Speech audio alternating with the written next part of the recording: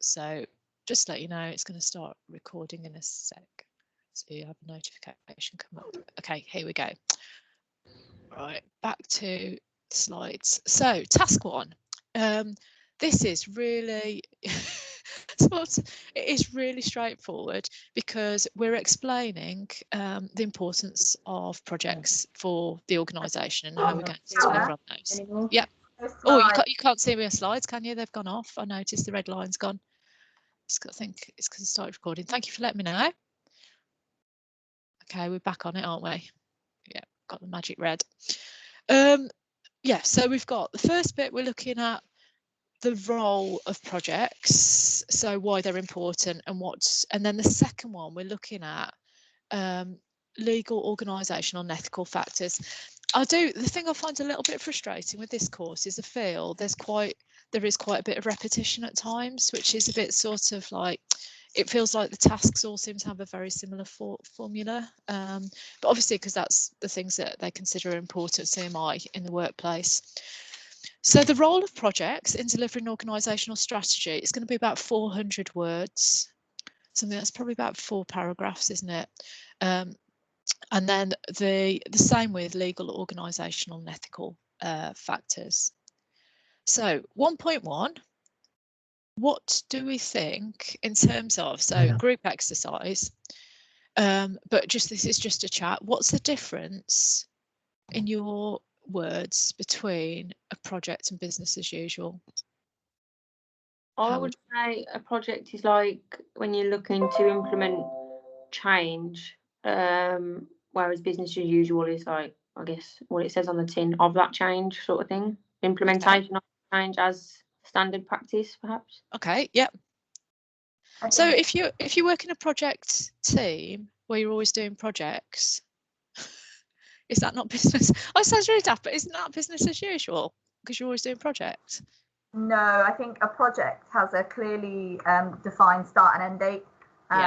So it always has a finish, whereas a business as usual just rolls on to kind of infinity, if you like.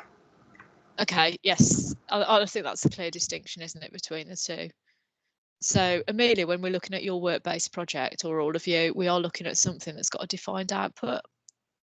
So give me if you can, within your sort of roles, can you give me an example of a project?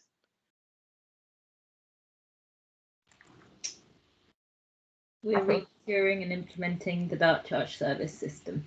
Okay, yep. So you'll know when that's finished, won't you? Because it will be up and running. Indeed.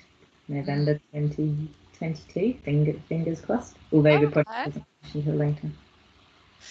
What's the difference between a project and a programme? Programmes have more than one project and have more strategic aims.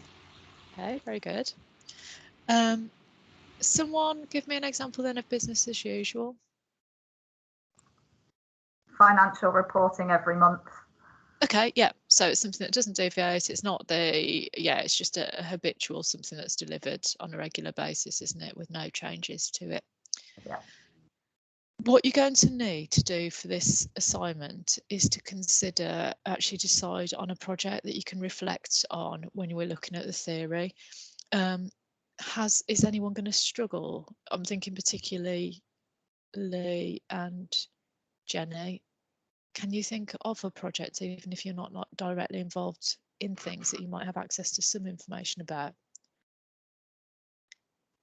It might be a case of going away and talking to my manager, see whether he's got anything to help out. There are lots of projects going on, but yeah, so I should be able to find something to get involved in. Okay.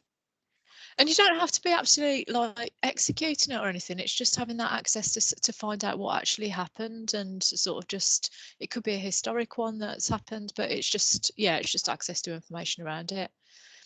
I'm trying to think, Lee, when you were talking about the stakeholders, were there any projects that you were referring to then? Has there been any sort of change in IT system or infrastructure or anything that we could? I mean, I deal with a lot of different project managers, so I've got the chance to pick the brains and get their input on things. Yeah, we've done like office moves. I mean, I'm going to be meeting a project manager on Monday because she's doing a decommissioning of a building, so I could probably pick her brains regarding that. Yeah, absolutely. They sound good. So it's it's just access to the information. As I say, with this one, the work-based project, you need to have responsibility and you need to do it. So for the two of you, that might be something we need to give a bit more thought to, that you can have ownership of.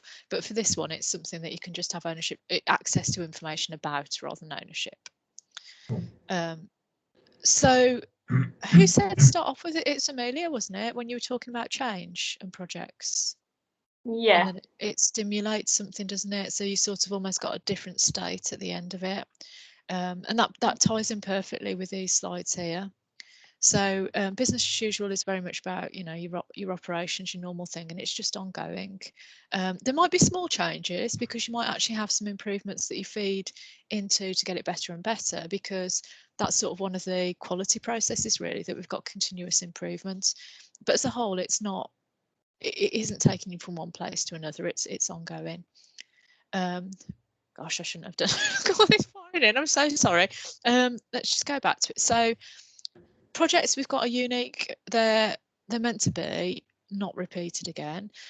Do we have different versions? So with your projects, would you say that it's never the same, but it could be on the same sort of, I don't know, because you could have something that's looking at a slightly different area to it, couldn't you? So there could be similarities, but it's still unique. Yeah, there are some projects that you look at and you go, oh, this has got similarities to, you know, it's got the same structures or what have you on it. And you'll take the learning from those projects and into your project, but you will look to create a change and an innovation to what you're delivering the next time. Yeah, and hopefully get some feedback from lessons learned if we can to contribute. I think there is a challenge, isn't there, within I know you're all sort of different parts, but sometimes in Highways England, when I'm doing one-to-ones with the three-way reviews with people, there seems to be a bit of a challenge around the sort of siloed effect of what's happening in different regions, that actually that feedback process to inform what's been learnt in one project in one area, it isn't always fed into another area. So there seems to be a little bit more, that's more around how the organisation's structured, isn't it, I think? I think it's an industry-wide thing, because I mean, I know we have the same issues, and it's all about knowledge management and how we understand the knowledge, because you know it's in case somebody leaves the project, then you've lost all of that information if there aren't case studies and things written. So it's all about understanding what the knowledge management and the knowledge repository kind of process is to make sure that is shared. I mean, I see it in Highways England when I've worked with Highways England, but I see it internally as well. And you have kind of like, we've got consulting highways, consulting rail, never the two shall talk, and things like that. So it is an issue, I think, in the industry, and not just kind of in certain areas. How do you? Yeah, that's an interesting point. Have a look at these two lists, the operations and projects. What strikes sort of what in terms of sort of operations, what I'm seeing there is all about, it's about stability, isn't it? It's about an ongoing thing. It's almost like you can imagine it as a circle that, you know, like a cycle that just keeps running. With projects, would you say they're always about revolutionary change? No. Where I work in the business at Highways England, Hannah, I work for the projects team and we have an operations team, so it's fairly straightforward. And the operations team deal with the traffic officer service, gritting the roads in winter, accident damage, road space, all the stuff that is just a continual ongoing operation. But our projects are all just obviously upgrading the road or mending the road. They're not. There's nothing fancy about them. They're just basically a small works package, I suppose, more than project, but they're called, each one is called a Called project. a project, yeah. Or And actually, they're not revolutionary or no, or a massive disequilibrium that comes in, and you're changing the foundations of, well, you're changing the foundations of the road, aren't you? But not necessarily anything else. In terms of like that one, in the risk and uncertainty of it, surely that's quite limited, isn't it? Because you've done it before, you're going to do it again. You know what I mean? It's not. Well, not necessarily. Some schemes have, quite a lot of risk carried in them. But you don't know what you're going to find once you break ground or whatever. So there can be some risk. But I was thinking we've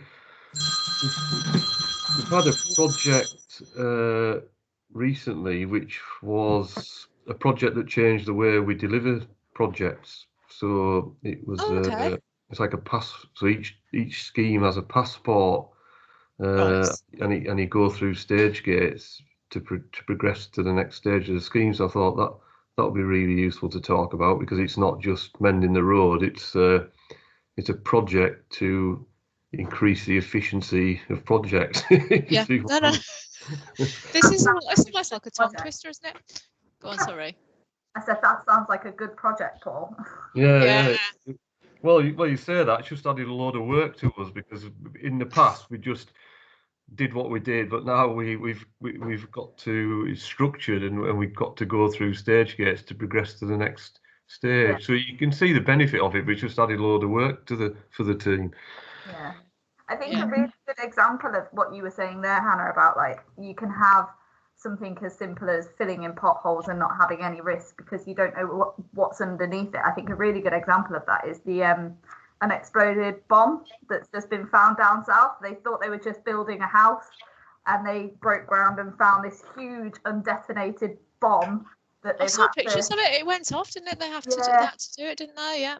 So I think that just shows how uncertain going into the ground can actually be. Yeah, absolutely. Yeah. Sorry.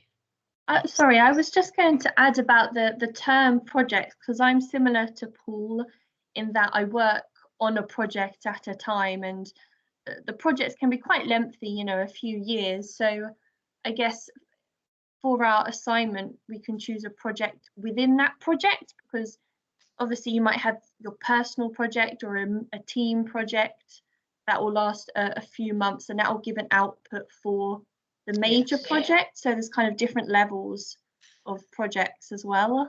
It feels like the Russian dolls, doesn't it? Where it's all sorts of, they all build up to something.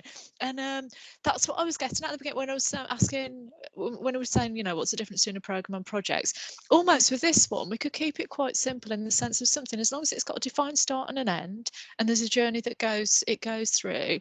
All these sort of characteristics here that we're reading about change and innovation, it doesn't have to have them to that extent. I think they're somewhere on a continuum with this.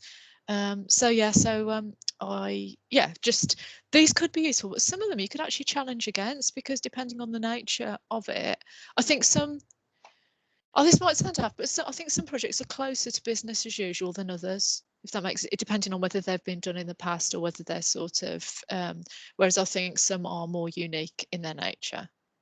Do you think that's a fair statement, or just nonsense? I think a lot of it is about testing concepts, isn't it? So even if you're quite close to BAU, it's about testing, is this going to work? Is this a viable option? Before we go to sort of implementation to assess we are going to achieve value for money and the successes that we're hoping to, sort of thing. Yeah. That's like the, have you done the Plan, Do, Control, Act? Is it the PD? I always get mixed up with sort of a charity it's that sort of thing, that we're not embedding it until we're sort of sorted. That's a good point. Is there also some point about experience? So the project I'm on is unique within Highways England in the sense that it's not road building, it's not really pure IT or anything, it's not anything which is done outside of the project team or the BAU team, but the project team, half of them worked on the first version of the free flow charging service, like getting the first service, and they've worked on similar things since. So for them, actually, it is they're definitely a project, but it's definitely a project, but it is quite BAU. It is repetitive for them. It is eternal, So I think it's experience has to do with some of it. Yeah, absolutely. Yeah. So I think it's sort of, they are distinct, but I still think there's a little bit of a grey area in this as well, that sometimes you could argue some that are sort of our projects are something that have, yeah, they have some element of, there's some repetition. They could be argued as a slight evolution rather than a revolutionary. So with the sort of clinical definitions from the CMI, we've got a project has been something that's of a temporary nature that results in something generally. It can incorporate different areas, doesn't always, different experiences, because we mentioned about experiences and expertise. In contrast, business as usual, you tend to have departments where that is their function. It's about sustaining, so it's an operational function. And actually, we follow the set procedures on that. So yeah, and they're saying here that actually a project should flow down to become business as usual. If it's about setting up something new, then actually that becomes the norm in time. So there is a relationship between the two very much, but actually the project is that change that Amelia mentioned that sort of gets us to somewhere else, and then we keep the somewhere else going. And that's the way that it's sort of, that's just to paraphrase what's on that very, very lengthy slide. So in terms of the projects that you're going to be looking at, are they going to be transformational? In fact, can anyone actually think of any projects that you've been aware of at work? Because transformational is pretty special, really. They don't come up very often. Can any of you think of anything that's been HS2? Yeah, Transformational. it certainly is. Yeah, for the country, really, as well, isn't it?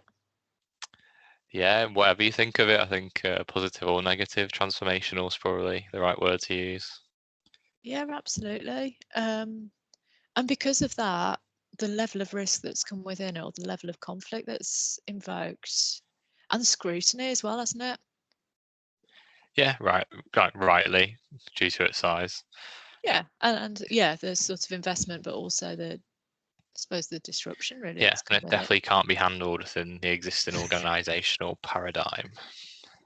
So who's handling, in terms of how it's been delivered, is it one organisation that's delivering it with multiple sort of supplier stakeholders, or who's driving it forward? Is it the government through High Speed 2 limited the company, and then they split the track between Birmingham and London into 3 sections, and then gave that to 3 groups of companies.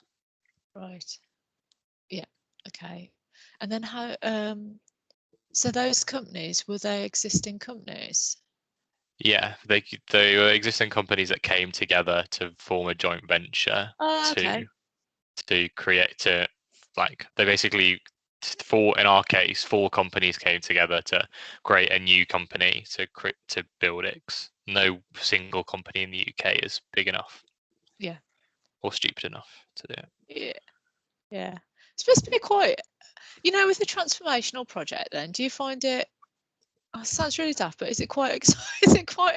Because it's so. I don't know, Chloe. Would you say it's exciting? It's a talking point. Do you ever not say what you do for a living? Do you have to keep it quiet? Is it like being a doctor or something where you don't want to tell anyone, just in case? So you just got to read the room. Yes, I definitely think it depends, who you're with, because some people obviously agree with it, and some people, you've got all these protesters in London digging their own tunnels, and it's a bit like, what do you say? Because I want to be proud of what you work for, but at the same time, you don't want to, be shouted at by someone. Yeah, I imagine people for Highways England are having the same issues with the smart motorways things blowing up at the moment. So I moved from smart motorways to high speed 2, so just one controversy to another. Oh, okay. What was that? Sorry. I was going to say, just ticking them all off, Daniel. I know, blimey, you're going to have an easy life at some point, aren't you? You're going to pick something that's going to seem really dull.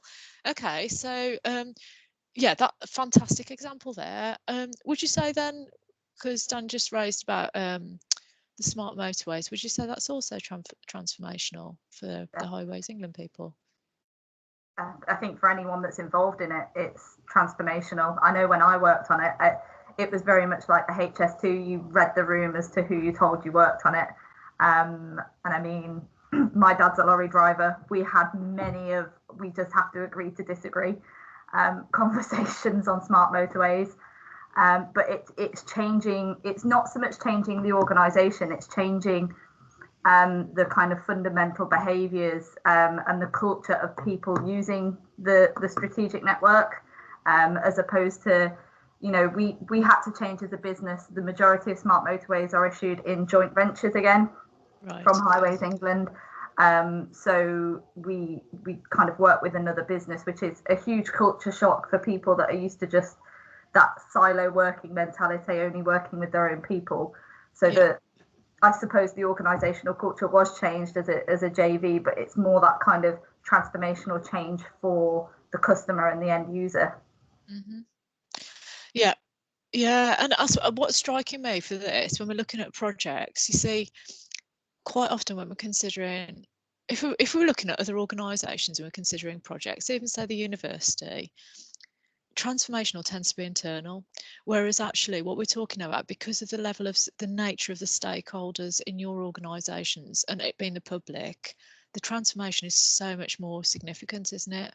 For both of those examples, you're not just talking, you know, this is not internal, this is like sort of nation, something that, you know, it's on a whole different scale, isn't it, of implications. Yeah, massively. So realignment, if we're going down from sort of the extreme to the, well, just in terms of different types of change, so realignment would be more internal.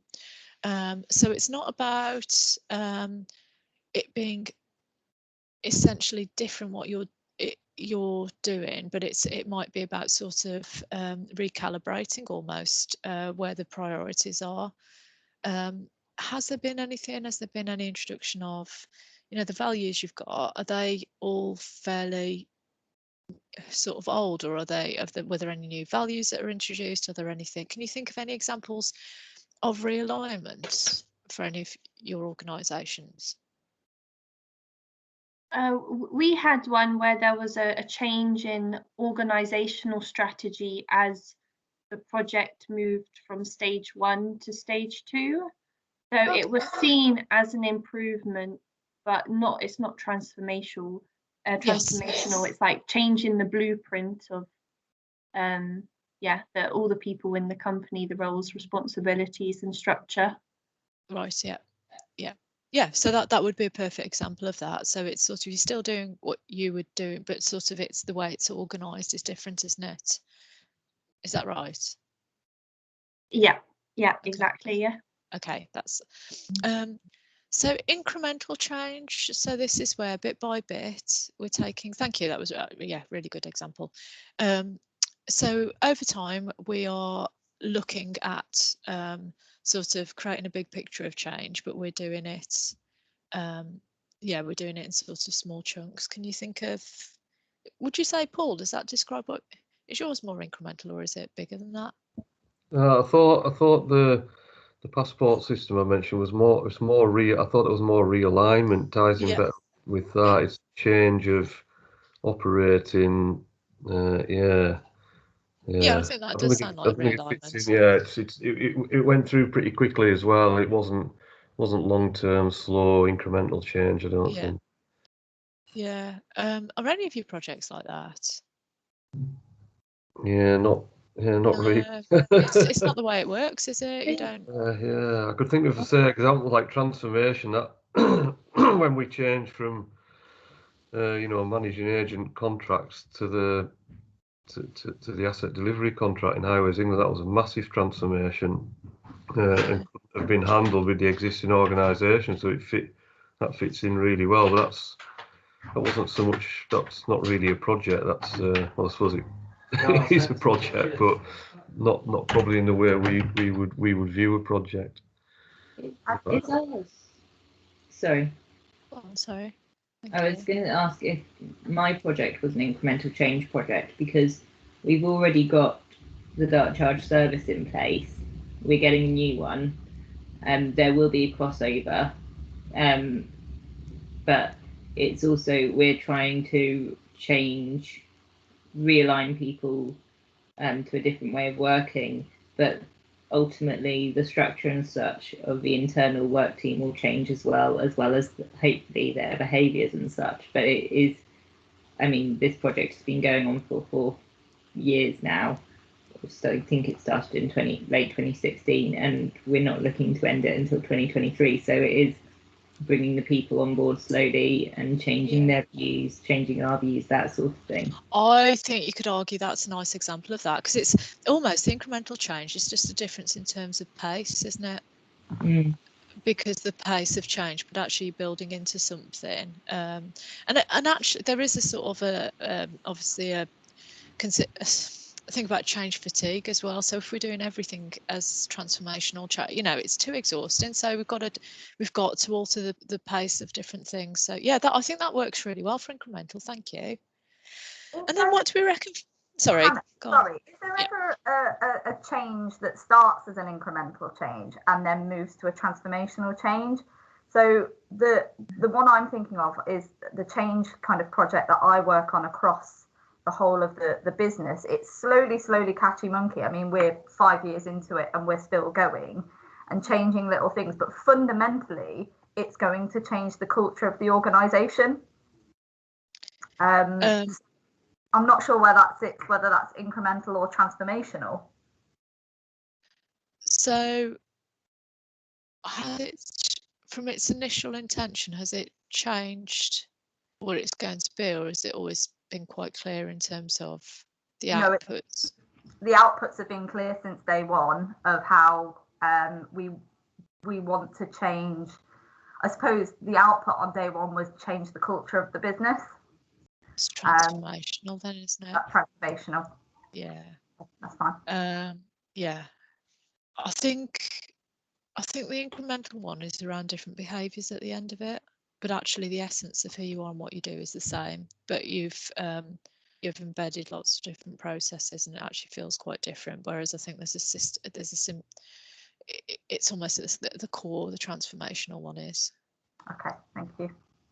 It's quite difficult, because you could argue, as long as you do, you know, sort of rationalise why it could be that, or it could be this. It's you know, really good answers. They're not straightforward. It's complicated, and then you explain why it could be this or why, you know, it's that's a very considered response.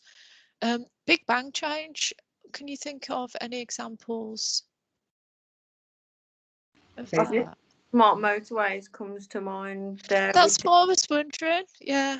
With all the actions that are now being taken to, don't want to say those have been forced, but obviously opportunities for improvement and mitigation have been identified. So I guess that's sort of reactive, isn't it, to issues that have been brought to light. So, and I think Claire said COVID, which is a very good one.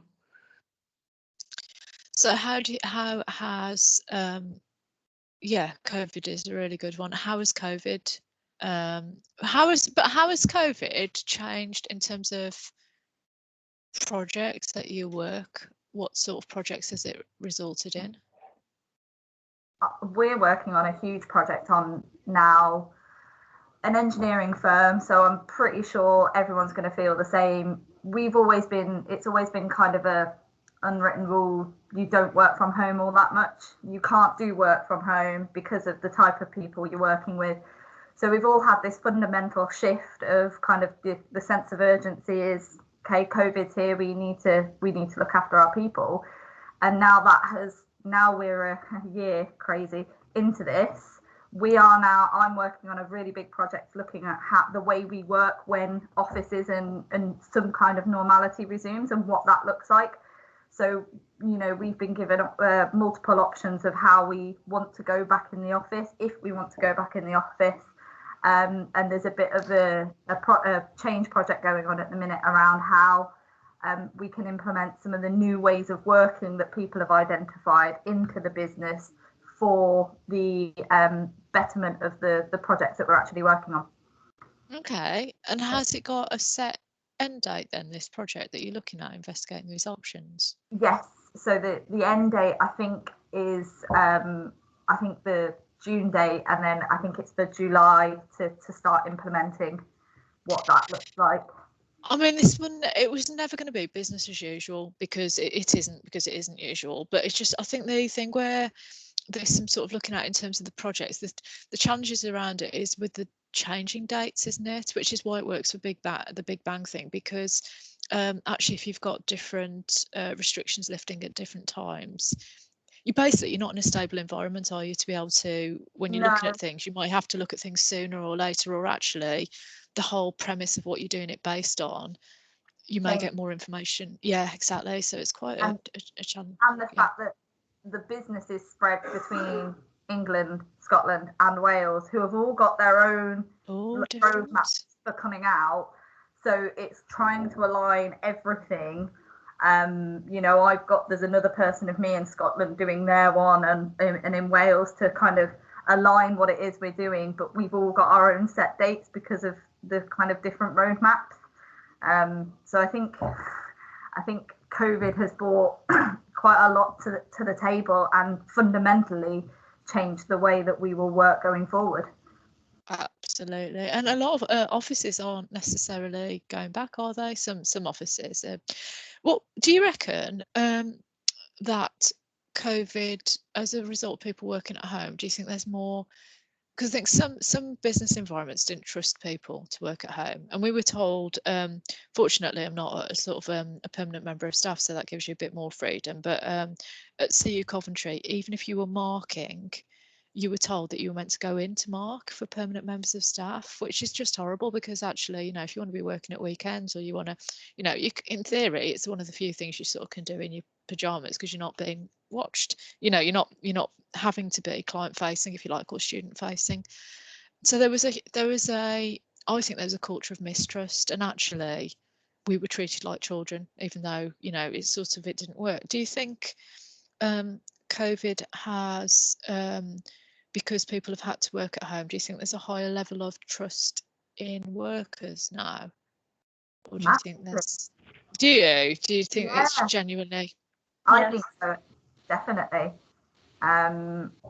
You know, I've had people because I started my job on the pretense that I'd work 2 days from home, and you get the people joking, oh, you're not in the office tomorrow, oh, and you could tell it was a joke, but there was an underlying level of, oh, you're just working from home, you're not actually doing anything.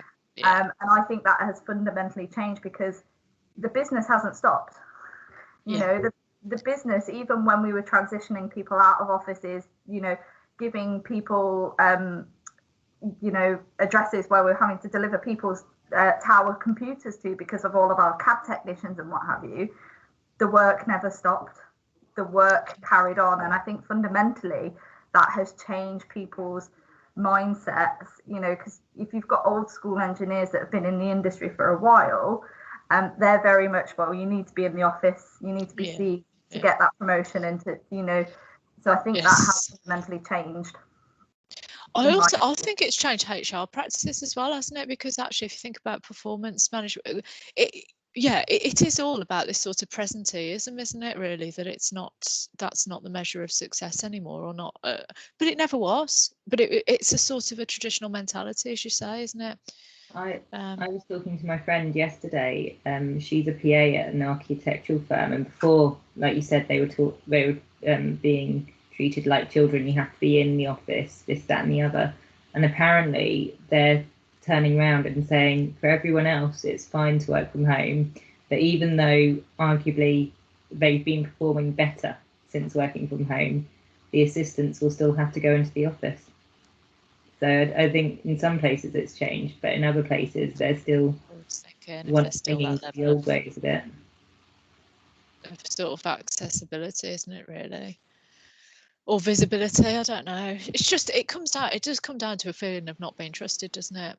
Yeah, she's looking for another job now because she doesn't like the feeling of it. Yeah, because it feels like, yeah, exactly that you're being sort of watched, but also it feels like discrimination, actually, doesn't it? If other functions are able to do it, but you're not, and there's no actually business case for it. I really think the current environment that we're in has got such huge implications for HR sort of departments and firms. I think there could be, it's a very sort of sensitive area to get it right, isn't it? Because there's not any precedence in terms of how things should be done or dealt with. And you know, it's very, very difficult to performance manage if you're not aware of struggles that people are having as well, because they're not accessible in the same way, so you can't monitor it. You know, it's a whole, yeah. I think that's really important. And one of the things that I found so good when this all started, my line manager put in weekly calls with all of his staff, and it was just a weekly catch up. You could talk about work if you wanted, if not, you could just talk about how you were feeling. And he always started it with, how are you feeling this week? How is COVID treating you? Because to him, it's really important to get that engagement, where I know other people haven't had hardly any contact with their line managers in this time. And I think it really has picked out those people you would class as a leader, as opposed to just somebody who's your kind of HR doing your timesheets and annual leave sort of managers. Yeah, absolutely. Yeah, I agreed. I also think, though, you don't necessarily know what's going on in their lives, do you? So actually there may be things that mean they aren't able to do it in the way that they previously. It's just so there's so much ambiguity, isn't there, at the moment? There's so, do you know what I mean, in terms of it, just because it's impacting people in different ways, isn't it? So just mean even those managers and leaders, they could be having stuff going on that means they aren't able to step up in the same way, especially with the level of bereavements that are going on as well. You know, that's huge implications. Have you all got some examples? I think there's some really good examples we've talked through of all of these, and I think I'm so glad you mentioned COVID as a big bang change, and also the risk. So big bang is going to be where you're responding to things. So I think as well, even though the smart motorways is a transformational in terms of changing the sort of the culture, I think also because of the response, we could argue that is also a big bang, because we're having to react to a lot of controversy really, and a lot of sort of things that are coming up. So I think we've got some good examples there, haven't we, to be able to answer this one, I hope. So in terms of the link between the strategic aims, is it the sort of ultimately, is it the RIS that's driving, does the RIS drive even the partners and suppliers that are working for, you know, is it something across all of you, or is it more purely for the sort of Highways England people that the RIS will filter down into what the priorities are? It'll touch everyone, because our Highways business will run on, our strategy lies up to Highways England, RIS, and what's coming through the RIS. So yeah, I think if you work with Highways England, it will affect you. Yeah, absolutely. Okay. So how do you think, how connected are your projects with the sort of higher level strategy? Because I think it varies, doesn't it, from what we've talked about, the examples? I think, Anna, we've got certain big projects, the mainly structures ones, that are named projects for RIS2 that have to be delivered in that time period. So although in the general maintenance, you know, resurfacing projects, that won't be named, they're just ongoing maintenance, as it were. There are certain large bridge works that are actually named in RIS2 and they're meant to happen in RIS2. I'm not sure they will, but they are part of the plan to deliver in RIS2. I take it that'll be the same for all areas of Highways England. There'll be named projects in every area that have we've said we will deliver that in RIS2. So that's a close alignment, isn't it, then? And if in terms of the organisational strategy and the projects, we've got that really close. I mean, if they're actually specified, you can't get much closer than that, can you? Yeah, no, I mean, I say, I think there are some of the bigger projects, right at the start of RIS2, I think we had to come up with a plan of which year they will be like designed and which year they'll be delivered in, and put some of the big ones will span years, but you know, so they're probably designing years 2 and 3 and delivering years 4 and 5. And then are they also, in terms of all the projects you've got a sort of a governance process, haven't you, that underpins everything that you're doing, that's quite a thorough and for the right reasons, isn't it? Sort of quite a bureaucratic.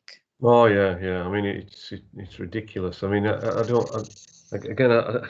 fully understand that, because when we were a managing agent contract, obviously we couldn't just go wholesale and do what we wanted. We had to prove that the network needed those repairs, interventions. But now we all work for Highways England. You know, that I don't. The governance is still the same, but I don't understand why it needs to be, because we're spending our own money, as it were. We're not a private company trying to make profit. We're just doing the right thing. So what I don't understand, the governance is still almost the same, but I don't see how it needs to be anywhere near as you know, strict. It's strange. I'm sure we could make it a lot easier, and it would help everyone.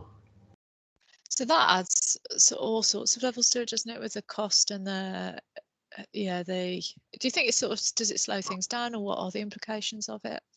Yeah, no, it slows things down. It just, you can't. I mean,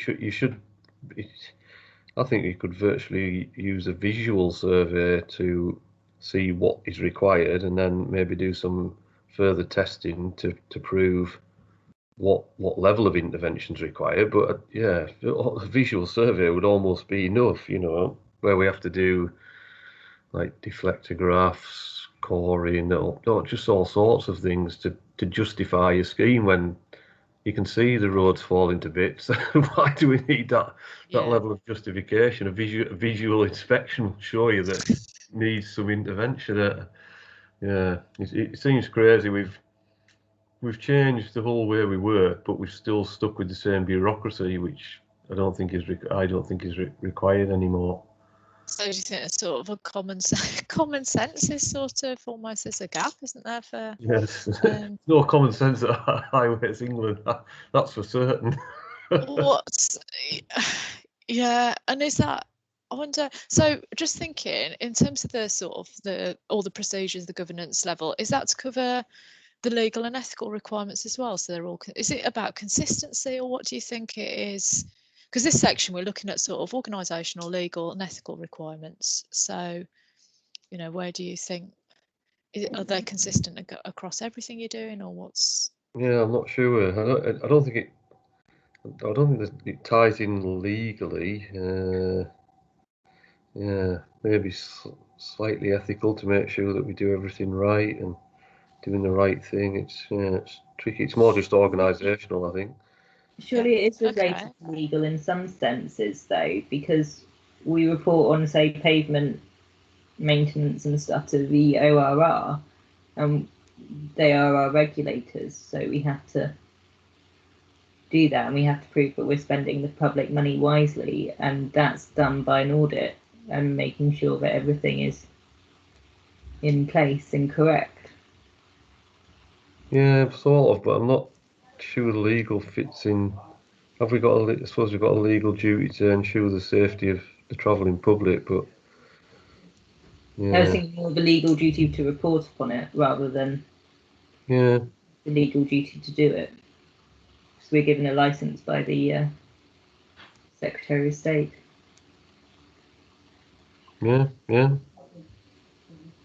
So how will this difference, say, with HS2, is there a different framework of things that you're working towards in terms of the legal, organisational, ethical factors? Are there, you know, is there a clear whatever? Are there sort of, is there some sort of framework there, or how's it for yourselves, Isaac and sorry, Chloe? I'm aware that there are a lot of technical standards. So from an environmental point of view, those are the ones I'm more aware of, like the legal, you've got to meet certain environmental standards. So in that sense, High Speed 2 as the client has set kind of a specifications that we need to abide by and deliver, either as guidance or as law. I guess they're also ethical as well, because they're, you know, social factors environmentally to landowners and stakeholders. There is another level to that, is like we're building it under the HS2 Act. So the HS2 itself is a law. Like the law says that it is going to be built to certain standards, like a specific law was written. Okay. That's the ultimate in power, isn't it? If you want to do something, you get a law passed, isn't it? Yeah, like it's not just like it's not the standard route of a small project just because the scale of it. Like what we do always feeds back to the HS2 Act. Right. Okay. Which then refers to all of these environmental standards that so everything fits within it. So I sort of thought, that's what I was trying to get at with, like, that there's almost like an overarching thing, which is your HS2 Act, which is the sort of the governance that in Highways England. So there's sort of something that then incorporates, I think, these different elements potentially that we're asking for in this section. So just in terms of coming back to the different levels of projects that you're working on, so thank you for that, because that sort of helps us with the next one that we're looking at, the 2.2. You've got stuff that legally has to be done. Would you say the HS2 is in the compliance must do? I don't know, is it strategic for the country? With the Act, it could be compliant. Yeah, well, I think because of the Act, it's compliant. By building it, we are complying with the Act. Yeah. So I think that's shifted, almost elevated that status, hasn't it? And we've got strategic projects. Claire, the Dartford project, would you say that's a strategic one? It has strategic aims, but currently I'd say it's either operational or compliance, because due to the level of the value of the contracts, once the contracts end, we have to go through the whole re-procurement process properly, and to do that we need to make sure we're learning lessons from everything else. So we are being compliant within the standards, but it's also an operational project because the contract's coming to an end, so we need to do it. If it was, I think it started out as a strategic project because it was looking at the 7 crossings, and then went to that, and it was all going to flow out from there. So we've got LTC in our sites, the Lower Thames crossing, but it could be strategic or it could be operational, but right now it feels more operational laying foundations or strategic. Shift up or down, can't it, according to where we're at with the project. And and then operational projects, coming back to Paul, do you think some of yours, I think some of that actually, Lee, you know, when you're talking about the closing down of certain buildings or things like that, would you class those as operational? Yeah, to be honest, that's sort of how you're doing business, aren't they? Yeah. So it's quite a simple, okay. I'm not sure, you know, these selection criteria in a commercial business, you'd be like, what payback are we getting on certain things? But I think because you've got a different agenda that's driven from the RIS, I think this isn't, you know, how are the priorities? How are the priorities decided for the RIS? Is it about public need, or is it what's a sort of competitive the right infrastructure for the country? What's it? Because you know, where does it fit into this selection criteria of what projects should go first?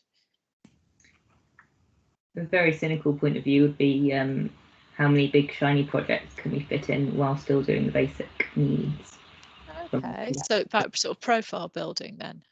Yeah, that's from a political point of view, but there's obviously other things to ease congestion linked to our imperatives of safety, customer and delivery. Okay, so I think this sort of the selection criteria in a different sort of organizer, that they're going to vary, aren't they, according to because you've got the government as a stake, you know, the shareholder, haven't you, and that skews how decisions are made. So role of projects, only 400 words you've got. You're doing projects versus business as usual. We've done quite a bit on different types of classification of projects, which I think you could come up with some great examples on that. And actually why they're being delivered. So the sort of purpose, the imperatives that we've just heard about. Do you think 400 words you've got plenty? Is anyone sort of concerned they're not going to have anything to talk about?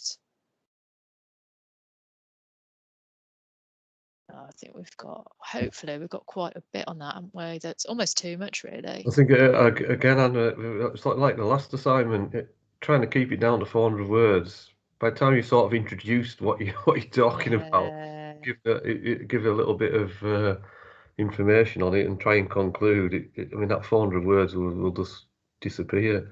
It will. I think for this one then, so just thinking about what they're actually, let's have a sort of just what we're asking to do, the role of projects in delivering strategy. I think for 1.1, you're really talking about this sort of projects versus business as usual. If you can give examples of each, that would be great.